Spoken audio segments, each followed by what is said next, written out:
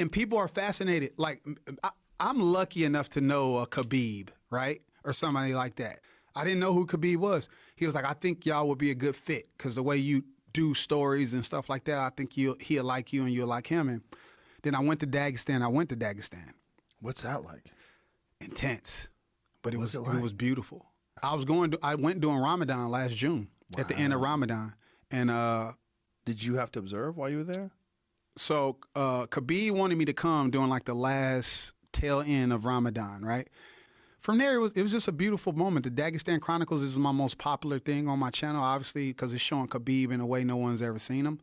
I observed Ramadan the whole time I was there. I didn't eat. I didn't drink. I did exactly what Khabib and them did because I think a problem with us a lot as Americans is we take our culture somewhere else. And I wanted to observe their culture and really see what it was like. And I was fascinated. I wanted to know why women covered themselves. And I asked all of those questions. All of that stuff is in the documentary. And now when I get all these millions of people watching these videos, the most common thing is like, where's the women at? And I'm like, why are these people so obsessed with where the women at? And I literally went into that. Like I asked, like when these women are married, you don't point a camera at these people. Like I've seen women, you just don't point a camera at them. It's rude, right? And that's like in their culture.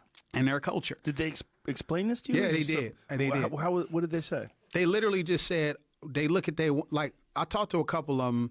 Couple people over there, and they was just like, we look at our women as queens, and we cover them because in the Quran is, you know, the man is weak to the flesh, so they don't want their woman to be, you know, looked at by other men. And things. Yeah, that's the word I was looking for. So you just cover themselves up, and in our culture, that's, you know, that may be weird, but I respect it. Like what they told me, it made sense. It literally made sense where it was just like, listen, we don't let another man look at our wife, right?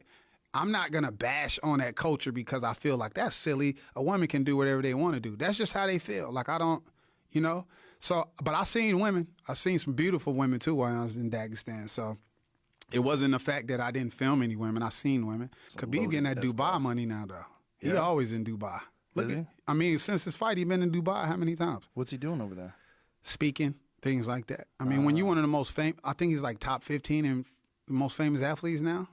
Well, for sure, and definitely the most famous Muslim athlete. Yeah, yeah. So I mean, and the only UFC champion that's undefeated, other than John Jones, who should be undefeated if it not for that one up disqualification. After spending time with Khabib in Dagestan, like meeting his father, going into the mountains and things like, I just don't see nobody beating him. I'm sorry what you throw at him. In what way?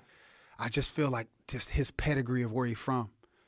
It's nothing that's going to break that guy. It's not, you can't, what are you going to do? I just don't think it's nothing you can do. After going to Dagestan and seeing how those people live and how their code and their values of how they live. In what way? What was so convincing? Well, just how strict the faith is over there, right? And they tie in everything they do to their faith. It's sort of like how Ali was, like, I'm not going to lose because of Allah and things like that. And I truly believe after seeing like just the camaraderie over there, the gyms they train in, the mountains, everything that makes this guy, it's nothing in an octagon that someone is going to do. Like that's going to beat Khabib. Like everything can happen. A fluke can happen. We see it all the time. But I just feel like mentally, there's nothing that's going to break Khabib. Like if I feel like if he was ever in a situation where he had to tap, he wouldn't. Like he would just have to put him to sleep. Because I just don't think that's possible, like to beat him. I honestly feel like Khabib can't lose. I just don't see nobody beating him. I've been in locker rooms of fighters and you got a butterfly feeling and things like that. Like when he fought Conor and I was in a locker room, Khabib was FaceTiming his people in Dagestan laughing, and Javier Mendez is like, let's get focused, let's get focused, let's get focused. Khabib is not caring. Wow. Khabib just ready to go, right? When Tony Ferguson was fighting Pettis, he like hit mitts with Javier, and Khabib just looking up to the screen. Javier was like, let's get focused, let's get focused. Khabib don't care, man. It's a different level. He always said that's like his favorite thing. This is a different level. That's what I love about him, man. It's like people are obsessed with the fighter.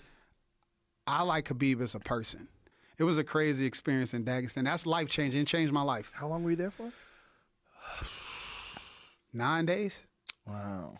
It changed my life. Really? Yeah, because when you in this type of industry, everybody materialistic. We all want nice things. We want to live in nice places, want to drive nice cars. I do.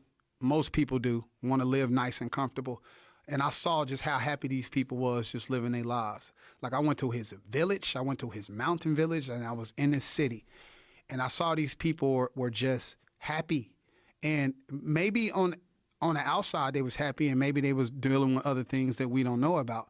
But I saw familyness, brotherhood, and I had a little bit of respect for their culture. Like obviously with Islam and things like that, there's so many different sects that makes it bad. Just like with Christianity and people in the Catholic community and the priests and everything. Sure. And that's my experience with the Islamic community, being around Khabib. So that's the only thing that I can go off of. And obviously everybody see Muhammad Ali and he praises and things like that. But I had a newfound respect for just the simpleness of that. Like Khabib, I thought honestly Khabib was going to retire after he fought Conor, because I talked to him a little bit about that. And because he don't want much. What did he say after the Conor fight? No, before the Conor fight. Before he was he was just like, what do you think about me retiring after the Conor fight? And I was like, man, you do what you want to do. I can't tell you. He was like, I mean, I'm going to have money. What else do I need to do, right? Because he obviously knew that was going to be the biggest fight ever.